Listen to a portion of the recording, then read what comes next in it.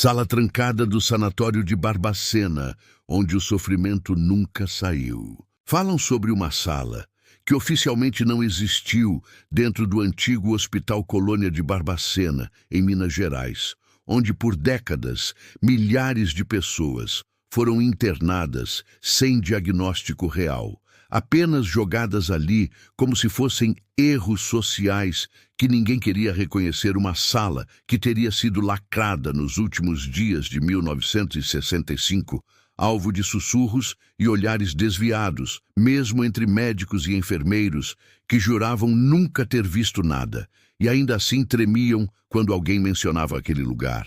Alguns registros citam o nome Sala 13. Outros afirmam que não havia número algum, apenas uma porta cinza, sempre fria ao toque. Um local que parecia ter vontade própria para afastar qualquer um que ousasse se aproximar de verdade. Os arquivos que restaram sobre o período mais obscuro do Colônia apontam que a sala teria sido criada em outubro de 1958, durante a gestão de um diretor que pouco aparece nas fotos ou nos documentos posteriores, chamado Aristides Monteiro, e que sua função seria abrigar pacientes considerados perigosos. Porém, relatos de antigos funcionários colhidos em entrevistas anos depois descrevem que os internos não eram violentos, tampouco criminosos, eram pessoas que falavam sozinhas sobre vozes que vinham de cantos escuros do hospital, ou que diziam enxergar figuras que observavam do teto ou das janelas altas, sempre silenciosas, e que tentavam alertar quem passava de que algo maior os espreitava de algum lugar entre este mundo e outro.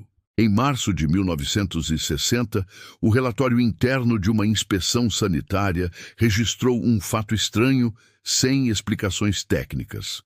O local apresentava uma temperatura extremamente baixa, mesmo durante o calor intenso de Barbacena, e os inspetores relataram a sensação incômoda de que alguém os seguia, com o olhar mesmo em momentos em que a sala estava completamente vazia.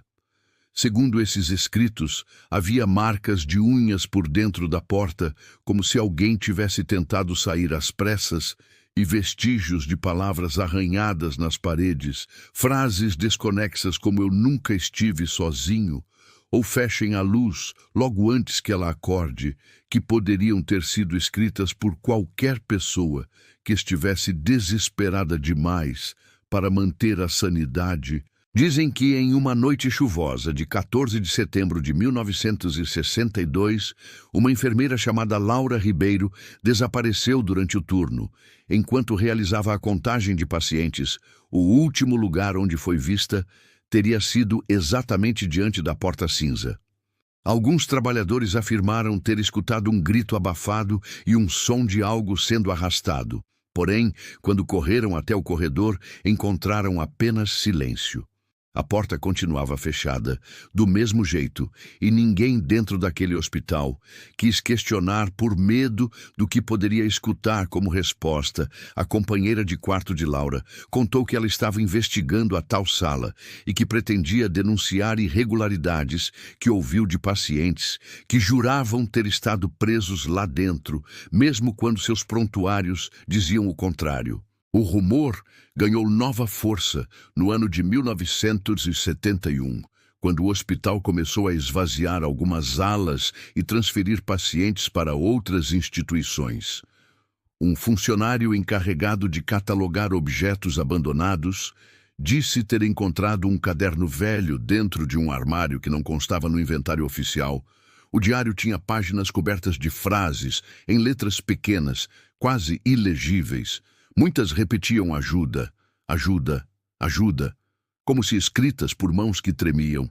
E uma entrada datada de 23 de maio de 1961 dizia que a sala respirava à noite e que algo caminhava pelas paredes durante a madrugada, como se procurasse alguém para a acompanhar em silêncio. No final da década de 1990, com as primeiras reportagens detalhando o horror histórico do Hospital Colônia, grupos de pesquisadores passaram a visitar o local. Um deles, de Belo Horizonte, afirmou ter tentado encontrar a sala. Porém, onde deveria haver a porta cinza, havia apenas uma parede lisa, como se o espaço tivesse sido apagado da estrutura física depois de tanto tempo. E mesmo assim, alguns sentiram calafrios repentinos naquela área e ouviram sons metálicos atrás do concreto, como se algo tivesse permanecido preso, além da lógica do mundo. Pessoas que passaram por ali contam que sentiram fortes dores de cabeça e desejo urgente de sair do prédio, mesmo sem entender o motivo. Em 2008, um fotógrafo que acompanhava um grupo de historiadores relatou que, enquanto tirava fotos no antigo pavilhão, ouviu batidas rítmicas vindas de um ponto em que ninguém via abertura nenhuma, e quando levantou a câmera, capturou uma sombra alta recostada na parede onde deveria estar a sala desaparecida. O negativo foi analisado e não se chegou à explicação convincente. Havia a figura ali, como se observasse a visita, registrando quem ousava lembrar de sua existência apagada. Hoje o prédio do Colônia abriga um museu que guarda memórias dolorosas, para que o passado nunca seja totalmente esquecido. Visitantes que se aventuram pelos corredores restaurados afirmam que alguns pontos do piso permanecem mais frios que os demais e que, às vezes, uma porta imaginária se desenha na mente de quem passa, como se a sala ainda respirasse por trás das paredes, esperando ser encontrada novamente.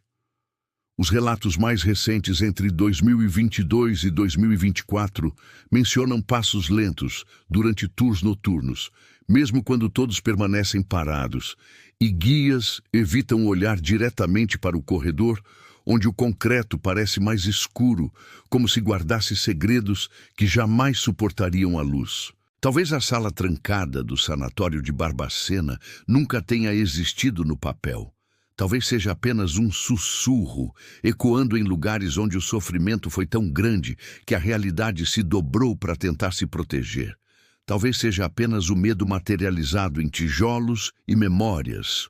Ou talvez seja algo que espera silenciosamente para lembrar que o horror humano deixa cicatrizes que nem o tempo consegue fechar completamente. Cada pessoa que ouve essa história escolhe no que acreditar, e algumas preferem não arriscar aproximar-se do que pode responder se alguém bater na porta certa. Se você quer continuar explorando mistérios como este que ecoam pelas paredes do que chamamos de história, deixe seu like e se inscreva no canal, porque novas crônicas ainda estão por vir. Algumas talvez mais próximas do que gostariam de admitir quando tentam dormir em silêncio.